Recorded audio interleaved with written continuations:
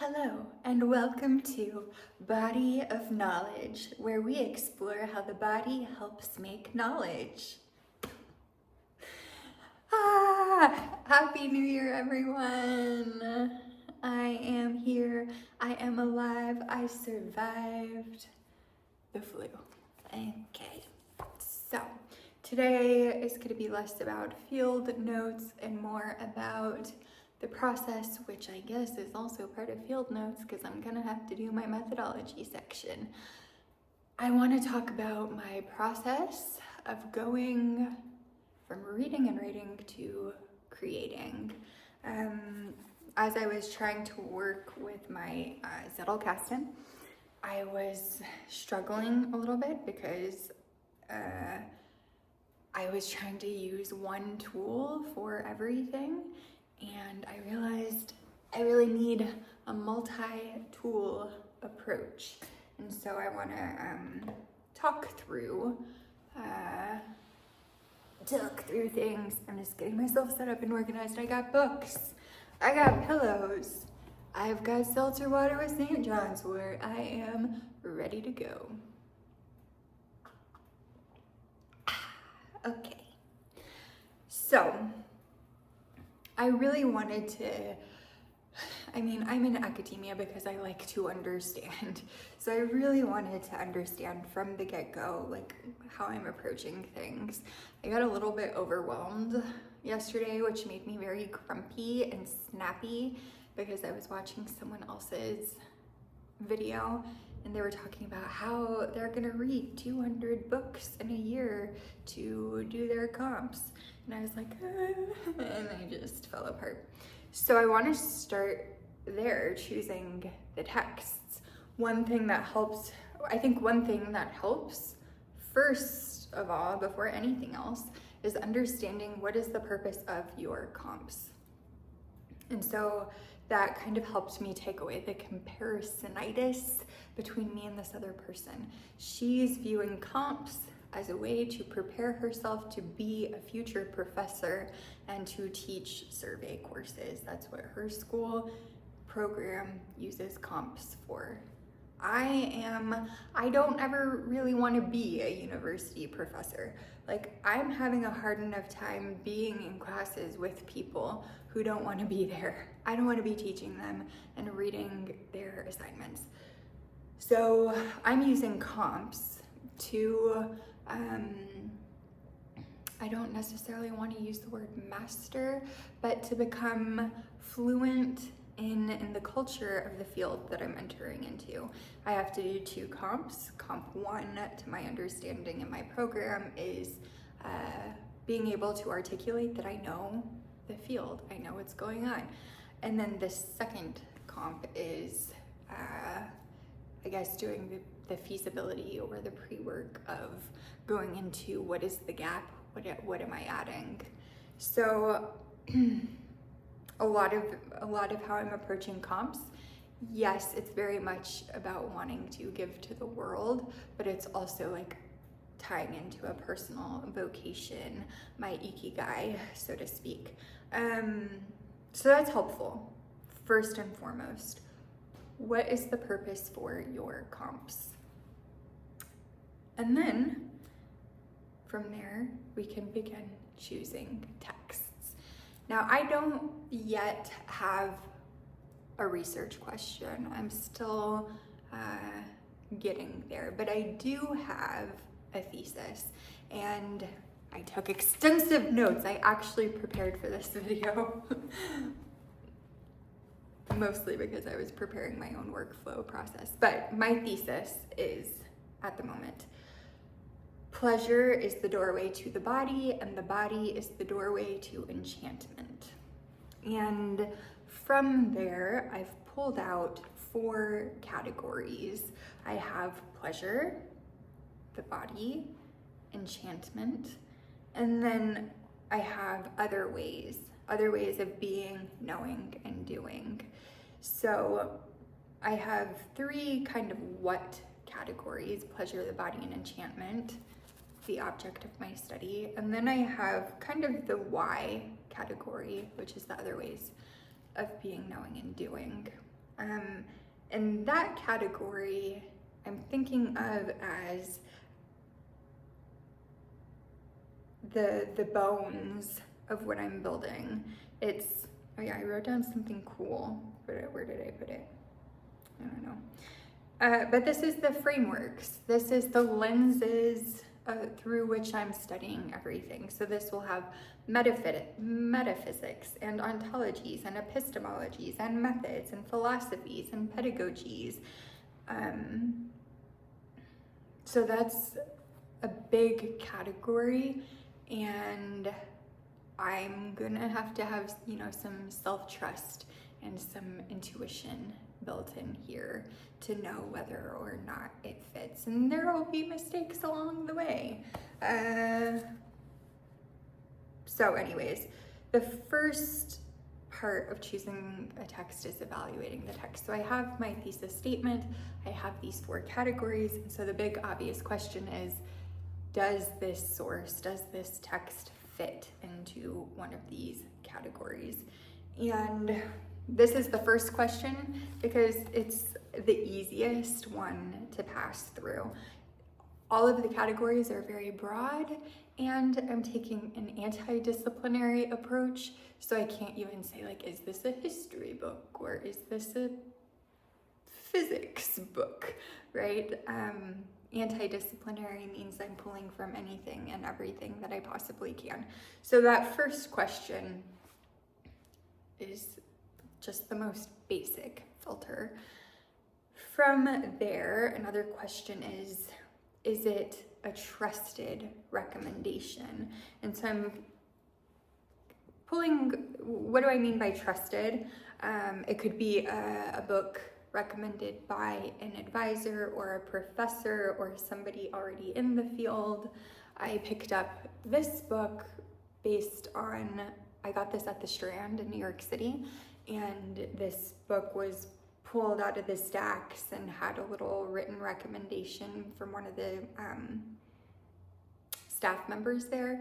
And so I actually took a photo of the recommendation so that when I'm ready to read this book, I can go back to that. Well, not when I'm ready to read, when I'm ready to evaluate it, I can go back to that recommendation and see why did I purchase this book in the first place.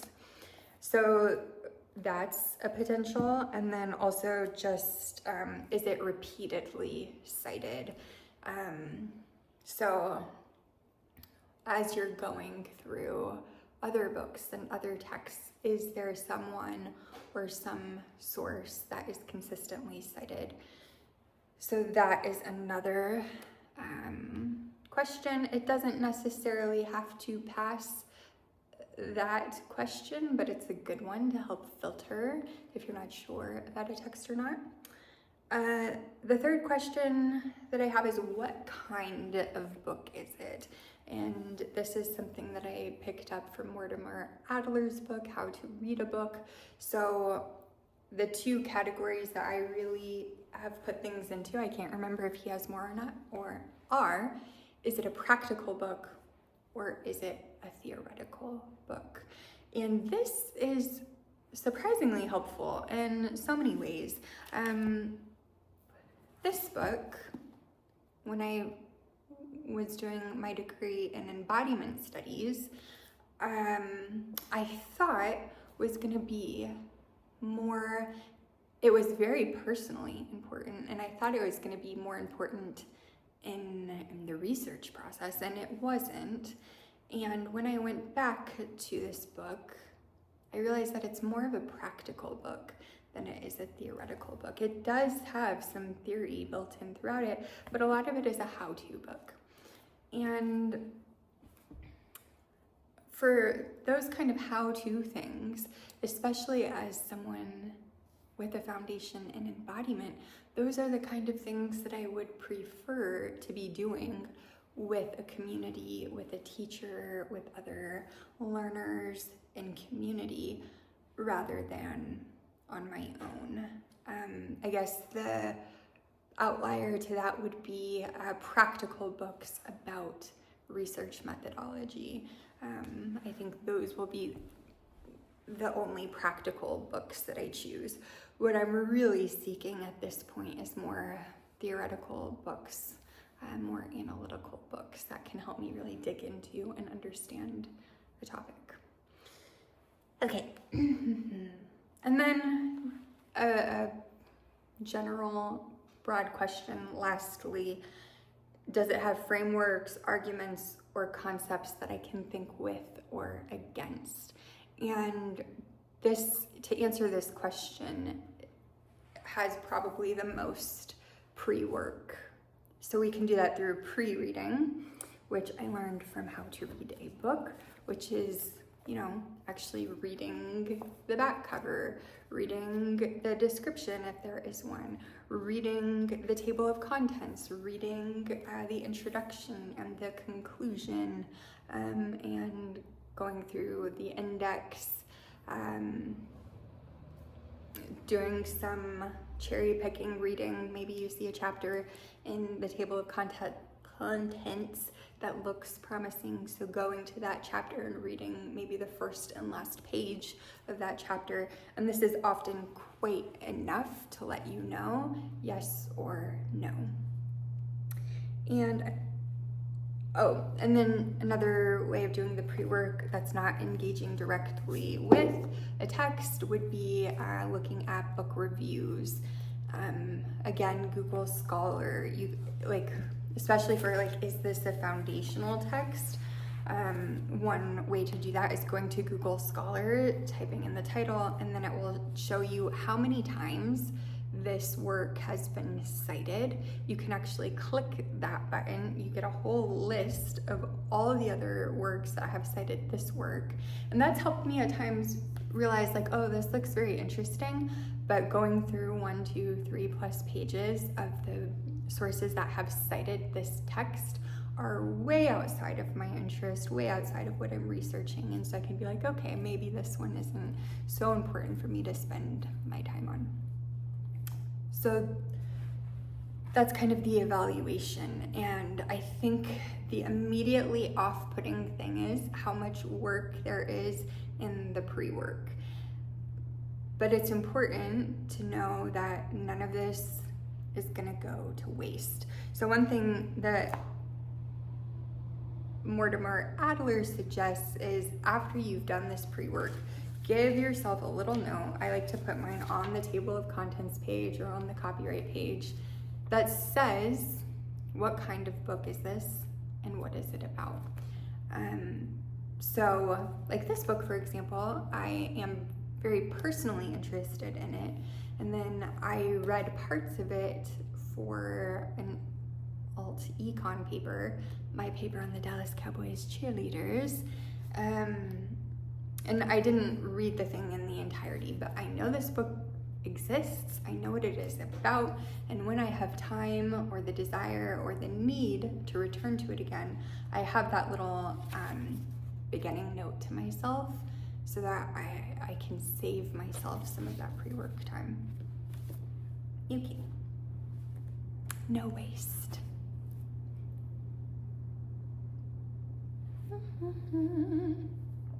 Okay. Next, reading a text. But as I was thinking about this step in the process, what I'm actually doing is like metabolizing a text. Once I have chosen to engage with it, what I'm really doing is metabolizing it. And so like I'm consuming ideas, and this is giving me energy in many ways.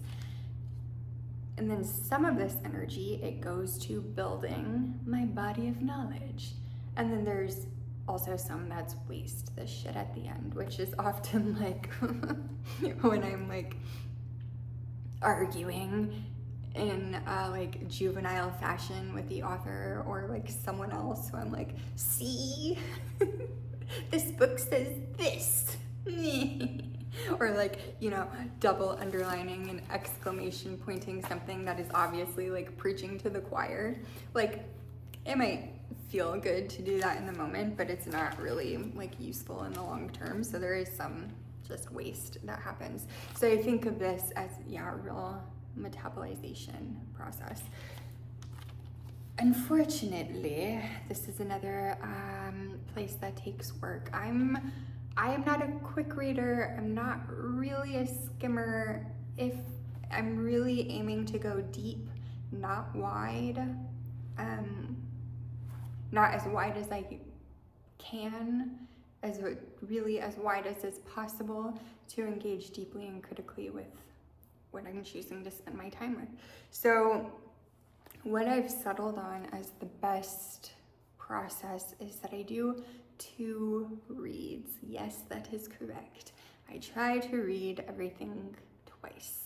So the first read, I have settled on a color coding system. That was something doing the Zettelkasten made me realize I needed to do. I needed to understand, like, why am I highlighting this? So I have 3 colors that I'm working with. I have yellow for evidence, and by evidence I'm thinking of facts. Then I have orange, which is connections between sources, connections between outside ideas and thinkers, and then green is my own thinking. And so I'm gonna try to give examples of this.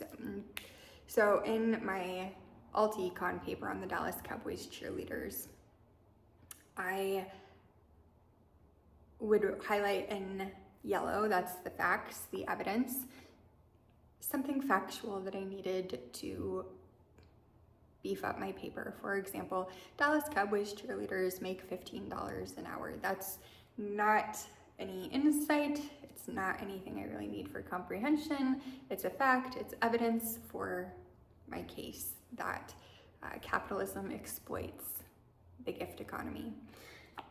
Then orange for connections. What really made me explore this topic was that I had engaged previously with Sylvia Federici's work, specifically Revolution at Point Zero. And so when I was watching America's Sweethearts on Netflix, and they were talking about A, how much they do, and B, how little they make, that made me make the connection between cheerleaders and Revolution at Point Zero. So when I was pulling quotes, when I went back to the show and I was pulling quotes, when they were talking about the language of either the gift, which I would connect to this book, or when they were talking about wages, then I would connect it to Federici. That's where I would put in the orange highlights. And then green can be a little bit tricky because sometimes my thinking doesn't exist in a vacuum. It happens from connections, but they're ones that I try to think of as more original contributions. So in the case of DCC, I am making the case that cheer work is care work. So when I would find the quotes talking about how much care value the cheerleaders add to the team, to the business, to the fandom, to the legacy. Some of those I was highlighting in green in order to have the evidence for my thinking. So that's the difference between yellow, evidence as facts, and then green, evidence as backing up, showing my thought process, showing my thinking. It's an art, not a science. And then also during the first read, I have all of my marginalia. This is where I am in dialogue with the text or being angry or whatever it is. This is where I'm just letting myself freely put every single fleeting thought that I feel like writing down. And also in the marginalia is where I'll put the explanations for my color coding. Why did I put this in orange or green or whatever? So when I go back at the second read, I can jog my memory. Also during that first reading is the big picture thinking. I'm indexing the main ideas, the concepts, One thing Adler says in How to Read a Book is to kind of create your own outline of the book. Sure, there's the table of contents, but for you and your thoughts and your thinking, what is the outline of the book? At this stage, hopefully, the book is going, or source or text or paper, whatever, is going to be useful. And so then I will go into the second reading, at which point I will do a more official annotation. And I think I'm gonna put these into Notion. So the reading, I'm either doing physically or in Zotero. I am leaning more towards Zotero just as a way to keep all of my text in one singular place. And because I can like change colors. I could be like, actually, this shouldn't be orange, it should be green. But the official annotations, like the literary annotation, is gonna go into, I think, Notion. And I have a worksheet that I got in one of my master's programs that just fill in the blank. What is the thesis? What are the themes? What are the sub-themes? What are the keywords? Critical analysis. What is this adding? What is it missing? How is this text in dialogue with other texts? Do I see any gaps? Has it sparked any questions? And then I've also put at the bottom quotes from that text. And this is another thing that I was confused about in the Zettelkasten. So the Zettelkasten is meant to be, and this is also part of the second reading, I'll take the things that I put into green, my own thinking, and I'll create the notes and links in Zettelkasten. And if I need a quote as evidence for my own thinking, it will go in the note below my own thoughts. But a quote, I'm not creating, what are they called? A commonplace book, right? My Zettelkasten is not a commonplace book. Notion is where other people's words can live on their own. Zettelkasten is where my own ideas and connections live. Okay. And then the last thing, because sometimes through pretty much the only time that I have struggled to put something into the Zettelkasten in my own words is because I don't have them yet. I haven't metabolized that yet. I'm not sure what I'm trying to say, but I know that it's important. So, or I think in a moment that it's important. So one thing I'm adding is a folder in the Obsidian where I can put the quote and any thoughts that I might have, and then I think what I'm going to do is just implement a system where the last work day of the month I go through that folder and either let it simmer a bit longer, delete it, or let it be fully metabolized and put into my own words and then notated and linked in the Zettelkasten. So that's the second reading. The official annotation, Zettelkasten, and these kind of fleeting temporary notes that haven't yet found a home. And then finally, lastly, I'm not sure what I want to call this phase, like writing or creating or articulating, but this is where the Carolyn C inspiration comes in. And so what I think I have settled on is that I will 5 days a week either write 1,000 words, revise for 2 hours, or do Zettelkasten for 2 hours, with the caveat that that can only happen 2 days a week. Like I have to do some writing. Partially because the Zettelkasten is effort, and it is writing, and it is articulating my own words, but also I can easily see that becoming kind of like a crutch so that I don't have to write something more comprehensive and something more shareable. The other thing I was thinking about as I was trying to consider my workflow is like, well, what am I writing? And I'm hoping that just the imperative to write 5 days a week or revise will dictate that. You know, sometimes there's going to be requirements, papers to write, dissertation chapters to write, newsletters to write, whatever it is. And maybe as I start writing more, creating more, I might hopefully, potentially be inspired to seek out, you know, publishing opportunities. I don't particularly feel called to publish papers, but who knows? Maybe I will, maybe I won't. I don't know. Anyways, I feel exhausted just talking about it, but that is the workflow that I am going to work on. I have 2 weeks before the spring semester starts, so I'm just gonna kind of work with this. I'm trying to be a little bit more, I don't want to say the word discipline, conscientious of how I'm using my time and just tracking my time so I know what I'm doing. The other thing that is a struggle, and that I want to name it because it's what I'm studying, the body. It's just so easy to sideline the body.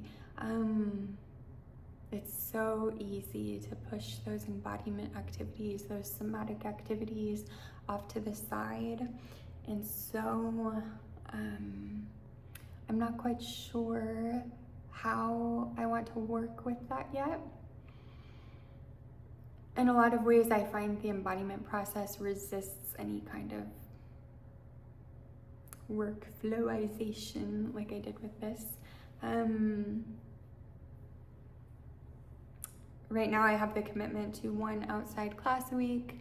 I didn't go the last couple of weeks because I was sick, but keeping that and maybe what I do, since it is something that I care about, it is a priority, maybe that's one of the things that gets done first thing too. So I get my writing done, my creating done first thing, and then I do some kind of somatic